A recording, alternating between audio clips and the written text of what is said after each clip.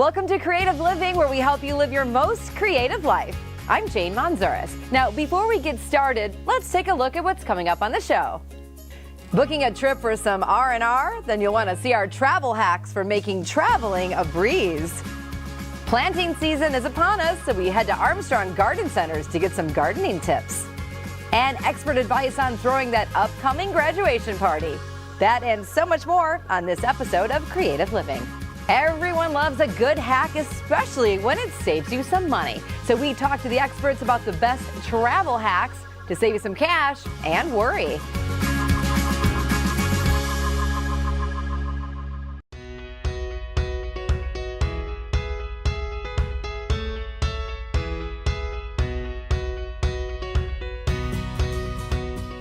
Hi, I'm Michelle Donati with AAA Arizona. I'm here today to share with you some travel hacks that'll help you save some money this summer. Tip number 1, flexibility is key. Plugging in a certain date and then changing it to others when you're booking airfare, you can see that you can save considerable amount of money just by moving and playing around with your dates. And so some people are very locked in, right? They can only travel these dates, they only want to go to these destinations. But if you're flexible, not only with your date, but also the time of year you're traveling and your location, you can stand to save whether you're traveling solo, you're traveling as a couple, or if you're traveling with a family. Tip number 2, book early, but revisit prices later. Typically, you want to book as early as possible, but you should also revisit prices later. And that's because people tend to get a better deal when they book further out, but sometimes travel tours or companies will adjust prices later, in which case, if you find that the price is lower, you can go back and ask if they're willing to adjust that travel price. In many cases, they will be, but it never hurts to ask, because the very worst case, they could say no, but in the very best case, they could say, yes, we'll refund you the difference. Tip number 3, bundle and save. So when you are pricing out a trip, oftentimes people will book or price out one thing at a time. Airfare, hotel, rental car. But what they often don't do is bundle these things together. There might be a free rental car if you book the hotel and airfare together. Looking for hotels that offer things like a free breakfast. That's one free meal every day that your family's going to get. That's one less meal you're going to have to pay for every single day. It's going to help you save money over the course of, say, a week or even a weekend-long vacation.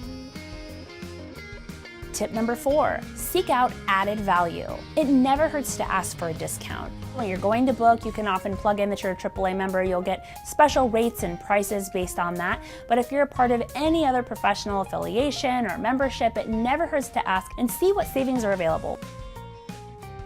Tip number 5, look for last-minute deals. Oftentimes, people will wait till the last minute to book. They're looking for those last-minute savings. That can pay off. Other times it doesn't, or it means you're going to get a flight that has 2 stops or 2 layovers as opposed to a non-stop flight. So if you're one of those people who like to wait till the last minute, know that that can pay off. Some people really like that when it comes to travel, but other people like to have things pretty locked down in the weeks leading up to their trip. For more travel tips and information, visit our website. A mediocre outdoor space can become your dream backyard with the right hardscape. At RPC Block Brick, they've got the supplies you need to create your dream space.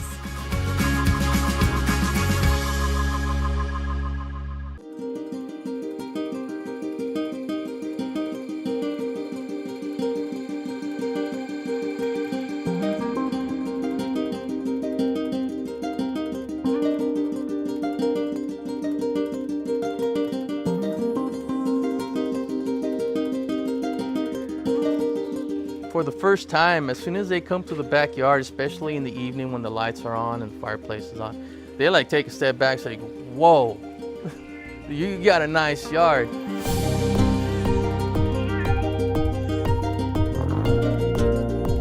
One day my wife and I were sitting out here having some coffee in the morning, and we were looking out towards just an empty hill. I said, you know, that's a lot of square footage up there that isn't getting used. She's like, well, do you have anything in mind? And I said, yes, hold on one second. So I ran inside real quick, grabbed a piece of paper and a pencil, came back out, and in a matter of about 5 minutes, I sketched out a little drawing for her. And I said, this is probably what I have in mind here.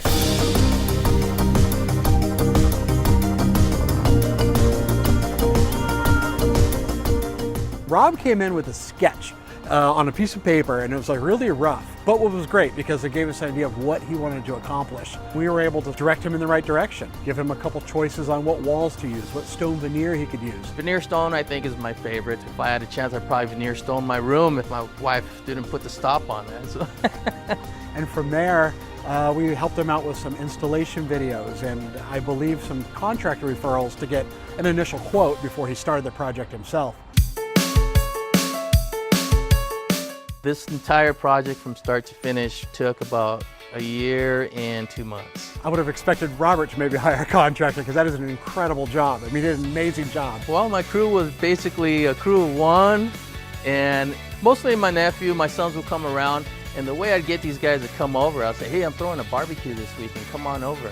And they didn't know that I had shovels waiting for them so they can help me actually dig it out and stuff. I told them I'd feed them afterwards, but you know, they had to do a little work first and stuff, so. I would recommend a lot of planning, preparation, really talking to skilled workers that know how to do this type of work before you even lay the first stone. RPC Block Brick has a lot of useful information, whether it's on their web or just talking to the guys over there. They're more than happy to talk to you about any kind of design or any kind of wall or something that you're wanting to build.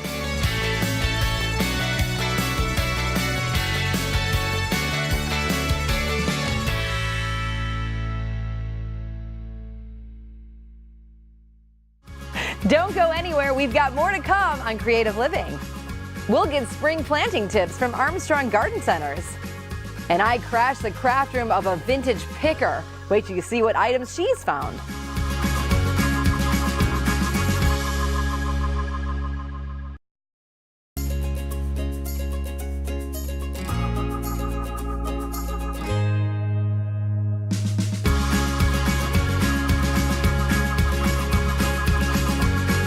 Armstrong Garden Centers have been around for 125 years, and they give their customers gardening without the guesswork. Let's take a look.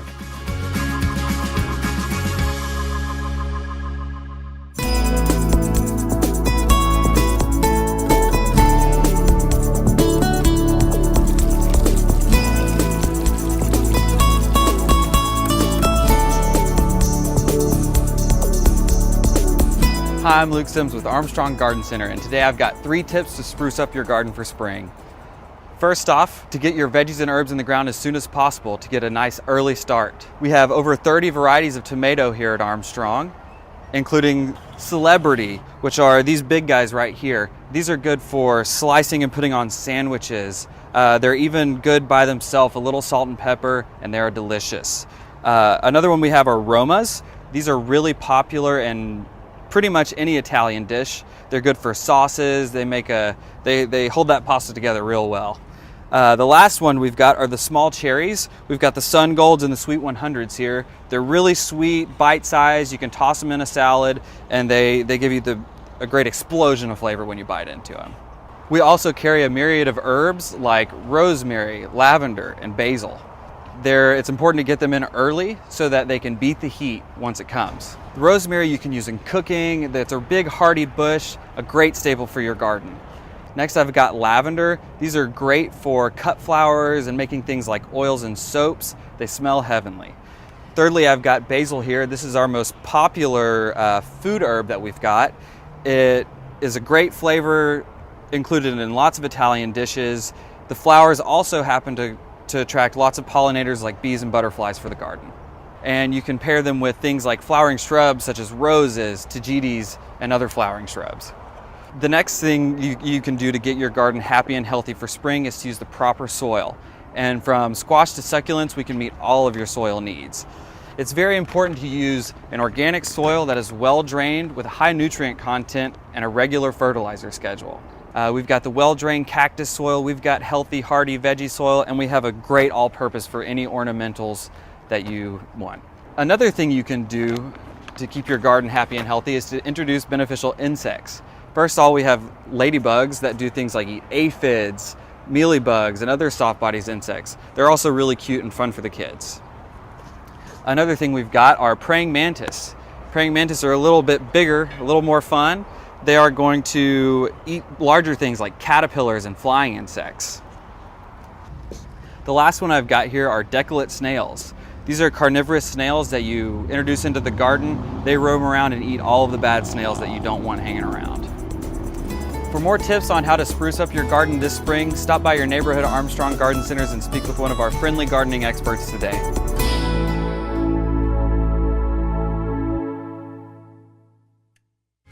I had the chance to crash the craft room of a true lover of vintage, and we made a beautiful sign out of an old window.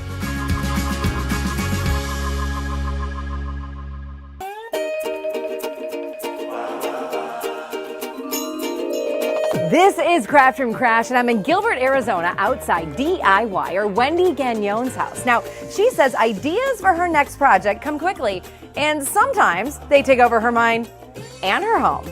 So let's go crash her craft room and find out what Wendy is working on today.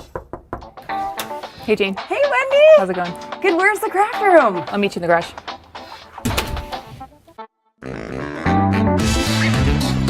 Gosh, Wendy! Welcome to my junk. I buy and sell vintage. So I find things, repurpose them, resell them. I love things that have character, and I love a story. This is your garage. It's my garage. Full of junk. It is, and no cars. I can't even quantify how much stuff is in my house. So So a make lot of ugly junk. things beautiful. You make ugly things beautiful. You have a horse head. We do. Really old pieces of wood. Yeah, I work with wood, I paint. This is like Hoarder Central. Yeah, I've been told that. It's not hoarding if it's good stuff. Or it's Treasure Central. That's how I look at it. Some people think it's very weird and they see things and they're like, I would never have that in my house. How are we going to pick something to make today from this space? So today we're going to make a vintage window into a personalized sign. We're doing here? Yeah, let's go inside. Oh, fine. Phase 2.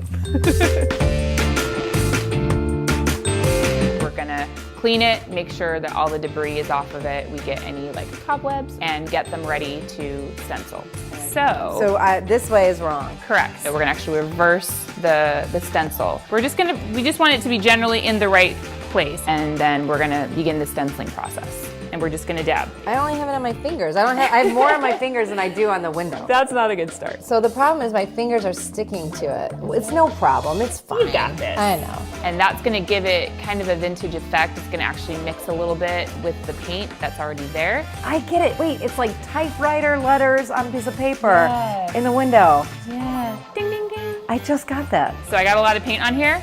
And then we're gonna go. See how we just do that. Then we're gonna do that. Whoop. We're gonna do this. I'm just getting the black part. And then swipe. Okay. Woo. Okay, that's the hard part. Everybody breathe. Okay, so look now at we can this. just now she we doesn't can do care. regular because it doesn't matter because we're just going on the glass. So we can I like just- this. Okay, so now you're gonna see what it's gonna look like and why I like doing it Is this this a way. reveal? This is the reveal, Oh. first reveal. But Yep. see how all those edges, like how good they Yeah. look? So we're gonna let it dry and then I'm you're gonna do doing one more again. coat. And then we're done. That just came out so great. Yeah. I really think this is such a fun project, and really anybody can do it. Anybody can do it. The materials can be sourced anywhere. You can find windows, all of the paints. It's really easy to find. It's not expensive. Thank you for having me in your craft room, Thank you Wendy. for coming. Thanks so much to Wendy. Now we all know how to take an old window and turn it into a modern, personalized piece of art. And that is what Wendy is doing in her craft room. What are you doing in your craft room? I'll see you next time. I just love taking something old and giving it a new life. It's not only beautiful, but it's eco-friendly too. Okay, let's take a look at what's coming up on the show.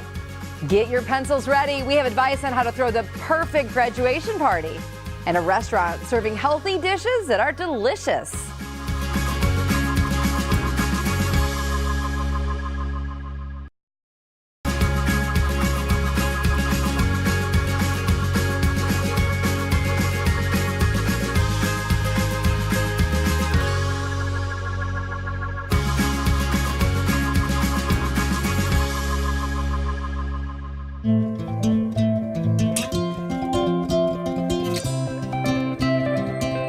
Graduation day is here, so it's time to start celebrating. Lucky for us, event planner George Abrams is here to help us plan and throw the perfect graduation day party. George, I'm excited to talk to you. I graduated eons ago, and I'm assuming that trends have changed since then. So what are we seeing that's happening today in the world of party planning for graduation? Well, I think we've been seeing more and more graduations that are more for multiple graduates at one party.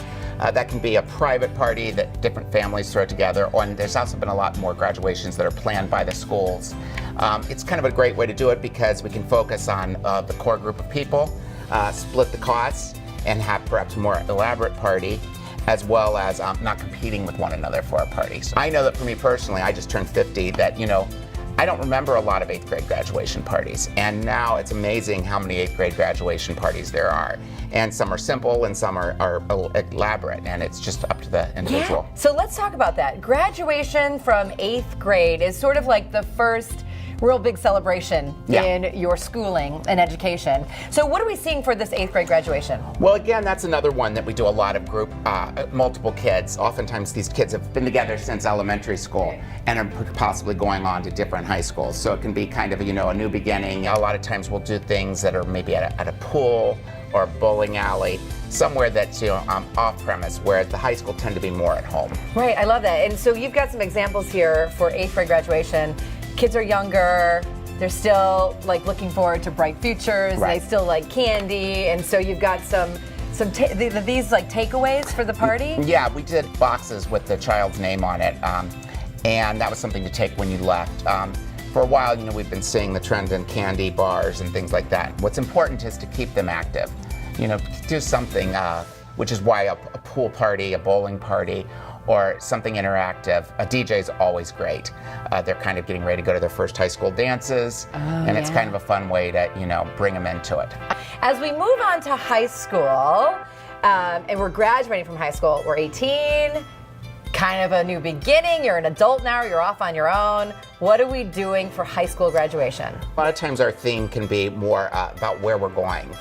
Sometimes kids are leaving, sometimes they're going to college. Not every kid goes to college. Sometimes they're taking a year off and traveling, which is kind of our where in the world type theme comes from. We also oftentimes would like to maybe do a theme of, say a child is going to school and they're going to, I did one that they're going off to the Boston College. So we served little miniature lobster rolls. I've done ones before where, they're going to school in Philadelphia, and we've done little cheesesteaks. It's kind of fun to make that our theme, as well as if there's multiple kids, you might do a rivalry. Maybe two schools, maybe one's going to Michigan, one's going to Ohio State, one's going to University of Arizona, one's going to Arizona State. So that could be kind of a fun theme for decor. And I love this example that you have here. This is sort of attach a little wish for your graduate. Yeah. And this is great because they can bring this to college with them. Yeah. And this was something, we always try and do things that, particularly for the home party, stuff that we maybe have. We pulled some photographs off of this photo frame, added these tags, and now people can, write a little note, and then later on this can be put into a photo album or a scrapbook and kept forever. As we graduate college, now, is this a time to throw a party or just send the kids some money because you're done, you got to get a job? Well, I think every family's different. There are some families that this is maybe the first graduate you've ever had, and then that might be more of a family celebration, more something that's multi-generational and a big celebration. I also see a trend that a lot of times, we might just go to a nice restaurant, might just have lunch before or dinner after, and I think it's as different as the individuals. I love this idea of giving them a succulent. Yeah. Because now this is when you're going to venture off and get your apartment or maybe get an office or a cubicle where you can put your own little plants. And I think that, it's a nice thing to, I like our little saying, help us grow, because it's sometimes a thing to honor and show our appreciation. There are people that for college show their own parties, maybe a thank you to their families and their parents. That, that's great. I did it and thank you. Yeah, because they helped them out. I love that. Give us the 3 takeaways that we can use to plan the greatest party ever. Well, I start every party, and whenever I'm working with a client on anything, with a notepad. And I find out, information, who, what, when, where. What did you participate in? What are their goals? Where are they going? Where have they been? So that kind of helps me with the theme. Not every party needs a theme. I believe that when there is a theme, I like to go big or go home. I think you either do or you don't. I also cannot stress enough to have a budget. Now, I'm not saying that, you have to have exact numbers, but we all have an idea of what our breaking point is. Sure, absolutely. And that way we can be realistic in what we want. But the most important thing of any party is that the host and the guest of honor enjoy and relax, because a happy host and a happy guest of honor makes for happy guests. George, great information. Thank you so much. Thanks, Jane. Absolutely. For more inspiration and ideas, just head to George's website.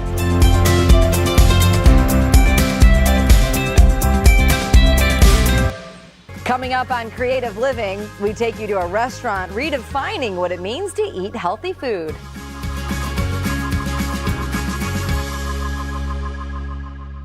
Having fun exploring community, culture, food, y más with Su Vida? Head on over to Yurview.com for more videos.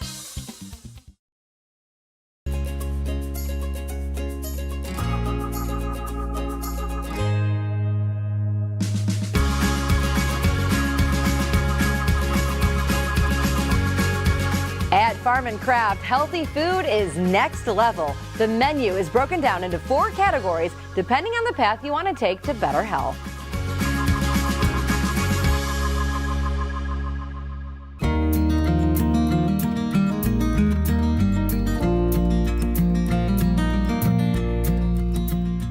Hello, my name is Josh. I'm the executive chef here at Farm and Craft. Farm and Craft is a restaurant focused on community, affection, sustainability, and good food. So the wellness menu is a way of catering your diet to increase your probiotic levels, your anti-inflammatory, antioxidants, and reduce your overall stress. We have a lot of fresh fruits, a lot of fresh vegetables, and a lot of grains like quinoa and farro. The response has been very good within the community. People eat here because it's healthy food and we don't use a whole lot of oil and a lot of butter. And they can trust us to cook what we say we're going to cook and how we cook it. The creative process is relatively simple. We don't do a whole lot to the food. When we bring it in, we try to get the best ingredients we can from wherever we can get it. My favorite thing on the menu is breakfast. We have a pancake dish which is lights out. It's strawberries, blueberries. We don't serve a maple syrup with it. It's really it's kind of coconut sugar and agave nectar, but for some reason it really works really well with the granola and the fruit. It's really nice. One of our most popular dishes is the vegan ceviche. We have a lot of vegetarians, a lot of vegans come in, so we try to do some stuff that they really want. They can't get anywhere else. The secret to making healthy food taste good is to cook it with love.